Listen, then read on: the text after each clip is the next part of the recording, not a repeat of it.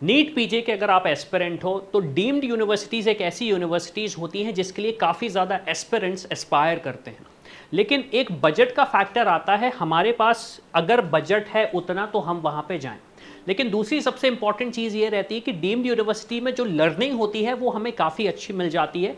तो इसलिए मेरा सजेशन ये रहता है स्टूडेंट से कि अगर आपके पास बजट है तो उस बजट पे अगर आपको अच्छी डीम्ड यूनिवर्सिटीज़ मिल रही हैं तो आप वहाँ पे जाएं, क्योंकि वहाँ से जब आप पढ़ के आएंगे तो आप एक अच्छे करियर में, मतलब करियर में अच्छा ग्रो कर पाएंगे। बड़ा सिंपल सा रीज़न है कि काफ़ी सारी डीम्ड यूनिवर्सिटीज़ एनआरआईएफ रैंकिंग में आती हैं। अब हो सकता है कि काफ़ी सारे स्टूडेंट्स या एस्पिरेंट्स बोले एनआरआईएफ रैंकिंग इतनी ज़्यादा इंपॉर्टेंट नहीं है उनके लिए, लेकिन आपको एक चीज़ ये समझनी पड़ेगी कि मेडिकल इंडस्ट्री अगर मैं बात करूं तो कितना अच्छा इंफ्रास्ट्रक्चर हमारा है, ये इस पर डिपेंड करती है, और किस तरीके के पेशेंट्स को हमने हैंडल किया है उस पर बहुत ज़्यादा डिपेंड करती है। तो डीम्ड यूनिवर्सिटी हो सकता है आपके लिए एक अच्छा ऑप्शन हो, लेकिन डीम्ड यूनिवर्सिटीज़ में एडमिशन मिलना इतना आसान नहीं है, क्योंकि प्रोसेस सारा काउंसलिंग के थ्रू होता है। हमारे पास सबसे पहले तो बजट होना चाहिए उतना, और दूसरी हमारी मेरिट वैसी होनी चाहिए जिसके बेसिस पे हमें एडमिशन मिल सकता है। तो यहाँ पे मैं आपको शो करने वाला हूँ ब्रांच वाइज फीस कितनी है ईयरली। इसके बाद हम एक डिस्कशन करेंगे कि हम अगर यहाँ पे एडमिशन लेना चाह रहे हैं तो प्रोसेस क्या होगा।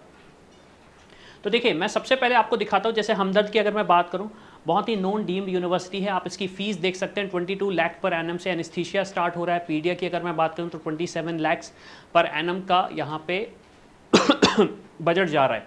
फिर आप SBKS देख सकते हैं, गुजरात में 22.5 LPA है, 28.50 LPA आपका पीडिया का हो गया, साइकैट्री का 20 LPA है। तो आपको एक चीज़ ये समझनी पड़ेगी कि यहाँ पे जो बजट आ रहा है ये ईयरली बजट आ रहा है, और इस हिसाब से आपको आपकी प्लानिंग करनी चाहिए।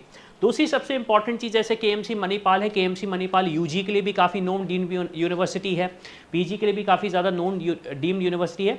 लेकिन यहाँ पे एडमिशन लेने का प्रोसेस जो मेरिट के बेसिस पे होता है वो हायर रैंक वाले, अच्छी रैंक वाले स्टूडेंट्स को ही मिलता है।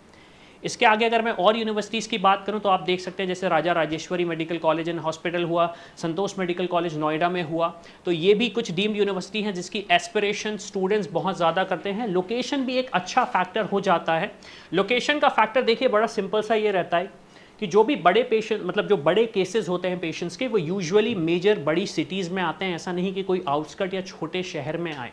तो ये भी एक फैक्टर होता है डिसाइड करने का एक पर्टिकुलर यूनिवर्सिटी का या फिर एक पर्टिकुलर कॉलेज का।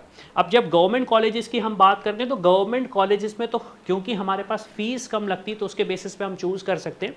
लेकिन यूजुअली अगर प्राइवेट कॉलेजेस की मैं बात करूँ तो बेस्ट ऑप्शन हमारे पास फिर लोकेशन वाइज भी हम चूज़ कर सकते हैं। फिर उसके बाद आप देख सकते हैं और भी ऑप्शंस हैं आपके पास। तो यहाँ पे जैसे फीस 43 LPA जा रही है, 40 LPA जा रही है, पीडिया की, एनेस्थीसिया की 30 LPA जा रही है। तो आप समझ सकते हैं कि एग्जैक्टली हमें किस बजट पे अपना एजुकेशन ट्राई करना चाहिए। अब जैसे मैं कलिंगा इंस्टीट्यूट की बात करूं, एक अच्छी यूनिवर्सिटी, अच्छी डीम्ड यूनिवर्सिटी है, पीजी के लिए भी नोन है, यूजी के लिए भी नोन है, तो इसे भी आप टारगेट कर सकते हैं। बजट वाइज मैं बात करूं तो कंपैरेटिवली थोड़ा सा कम बजट जा रहा है, यहाँ पे 21 LPA, 23 LPA, 21 LPA वापस। लेकिन आपको एक चीज़ ये समझनी पड़ेगी कि डीम्ड यूनिवर्सिटी अगर एक अच्छी लोकेशन पे है और उसकी रेपुटेशन काफ़ी अच्छी है तो उसका बजट थोड़ा सा हायर एंड पे जाता ही जाता है। बजट थोड़ा सा हायर एंड पे जाता ही जाता है। जैसे कि आप देखेंगे doctor DY Patil medical college Navi Mumbai, यहाँ पे आप देखेंगे बजट थोड़ा सा हायर एंड पे जा रहा है कंपैरेटिवली, अगर मैं बात करूँ दूसरी यूनिवर्सिटीज़ के कंपैरिजन में।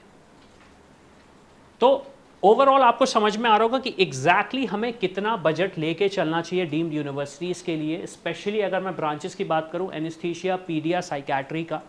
अब सबसे बड़ा क्वेश्चन ये आता है कि मैं एज ए एस्पिरेंट, अगर मेरे पास एक बजट है और मेरे पास अगर एक रैंक है, तो इनमें से किस डीम्ड यूनिवर्सिटी के लिए मैं एलिजिबल हूँ, क्या प्रोसेस रह सकता है, क्या बेस्ट से बेस्ट ऑप्शन हो सकता है। और इसके अलावा भी अगर मेरे पास कोई ऑप्शन है जिसको मैं एक्सप्लोर करना चाहता हूँ या फिर वो वेरी रेंज में है लेकिन मुझे पता नहीं क्यों, क्योंकि मैं इतना ज़्यादा एनालिसिस कर नहीं पा रहा हूँ due to my work pressure, due to my studies, तो उसके लिए मेरा सजेशन ये रहेगा कि आप जाएँ हमारी टीम से डिस्कस करें, 1 to 1 इंटरैक्ट करें और समझें कि आपका जो बजट है, आपकी जो रैंक है, उसमें बेस्ट से बेस्ट ऑप्शन आपको क्या मिल सकता है, ताकि जो आपका सपना है एक अच्छा करियर बनाने का वो पूरा हो सके। स्पेशली जब डॉक्टर्स की हम बात करें तो उनको एक सबसे बड़ा चैलेंज आता है वर्कलोड की वजह से वो इतनी निटी ग्रिटी एडमिशन प्रोसेस में नहीं देख पाते, जिसकी वजह से वो बहुत ज़्यादा सफ़र करते हैं और एक अच्छा ऑप्शन चूज़ करने से रह जाते हैं। तो मेरा सजेशन रहेगा कि आप हमारी टीम से बात करें, डिस्कस करें कि आपके लिए बेस्ट ऑप्शन क्या हो सकता है। तो इसी के साथ मैं हूँ अविनाश, मेरा काम है रास्ता दिखाना, उस पर चल के डॉक्टर बनना आपका। I hope you like this video. For more such videos, keep watching our channel. And do not forget to like, share and subscribe.